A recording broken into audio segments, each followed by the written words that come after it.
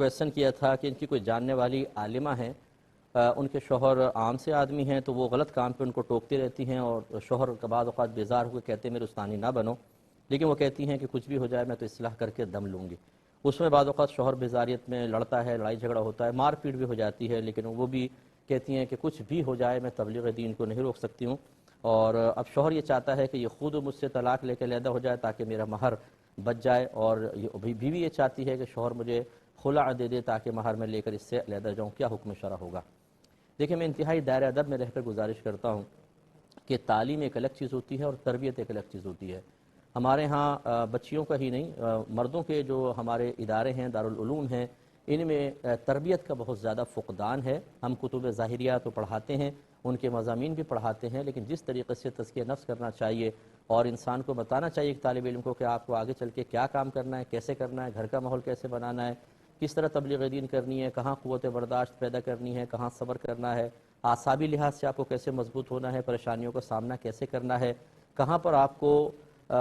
چشمے یعنی صرف نظر سے کام لینا ہے کہ غلط کام ہو رہا ہے لیکن نگاہ پھیر لیں، درگزر کرنا، اور کہاں پر گرفت کرنی ہے، یہ سب تربیت کا حصہ ہوتا ہے۔ اب یہ خاتون عالمہ ضرور ہیں لیکن تربیت کا فقدان ان کے عمل سے بہت زیادہ ٹپک رہا ہے۔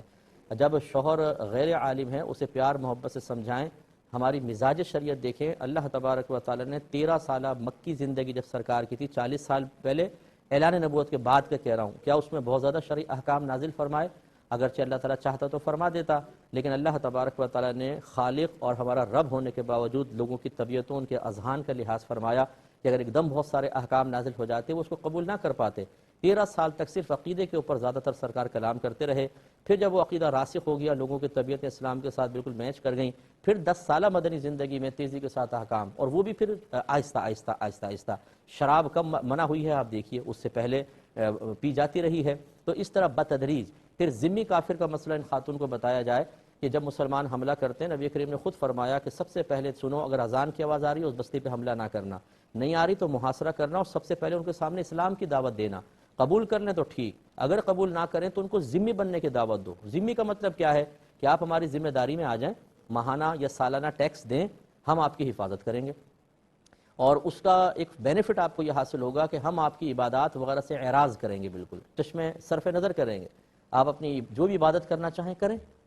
مذہب ہمارا دیکھیں، ہمارے نبی کریم صلی اللہ علیہ وسلم، اللہ تبارک و تعالی غیر مسلم اگر مسلمان کے قوانین کے تابع آ جاتا ہے، اس کو تحفظ فراہم کر کے اس کو اس کی عبادات کا موقع دیتا ہے۔ جیسے آپ کے ملک پاکستان میں اقلیتیں ہیں، چرچ ہیں، سکھوں کے گردوارے وغیرہ ہیں، وہ کر رہے ہیں کہ نہیں کر رہے؟ تو یہ ہمارا مذہب اسلام اجازت دیتا ہے اس چیز کا، یعنی اعراض اور اجازت اس دو میں فرق ہوتا ہے۔ یہ بھی تھوڑا سا آپ کو سمجھا دوں، ایک باپ نے اپنے بیٹے کو کہا کہ بیٹا کرکٹ نہ کھیلو ان لڑکوں کے ساتھ، یہ خراب ہے۔ اب ایک دفعہ باپ آیا تو بیٹا انہی کے ساتھ کرکٹ کھیل رہا ہے۔ اب باپ نے یہ سوچ کر ان لڑکوں کے سامنے اس کو کچھ کہوں گا، اس کی دل آزاری ہوگی، گھر میں آئے گا تو میں کہوں گا، کھیلتا دیکھنے کے باوجود اندر چلا گیا۔ بتائیں یہ اجازت ہے یا اعراض؟ تو یہ اجازت نہیں ہے، وہ تو پہلے منع کر چکا ہے۔ اس کو کہتے ہیں اعراض کرنا، صرف نظر کر لینا، چشم پوشی سے کام لینا، تو یہ ہمارا مذہب کرتا ہے۔ تو اب ان زوجہ کو بھی چاہیے تھا کہ ہر امر کے اندر ٹوکنا صحیح نہیں ہوتا ہے، کہ اپنے عالمانہ شان جھاڑنے کی کوشش کرے، اس کا نتیجہ دیکھ لیں، پڑ بھی رہی ہیں، سوج بھی رہی ہیں، اور وہ وقار بھی ختم ہو گیا ہے۔ وہ 10 لوگوں کے سامنے جا کر کہتا ہوگا بھائی عالمہ سے شادی نہ کرنا، یہ تو زندگی حرام کر دیتی ہیں، اور یہ اپنے وہ بیڑا اٹھایا ہوا ہے، اصلاح کا بیڑا ڈنڈا اٹھایا ہوا ہے، کامیاب ہو نہیں پا رہی۔ تو اس لیے خدارہ تربیت ضرور حاصل کریں، کیسے تبلیغ دین کرنی ہے، کہاں پر بولنا واجب ہوتا ہے اور کہاں خاموش رہنا واجب ہوتا ہے۔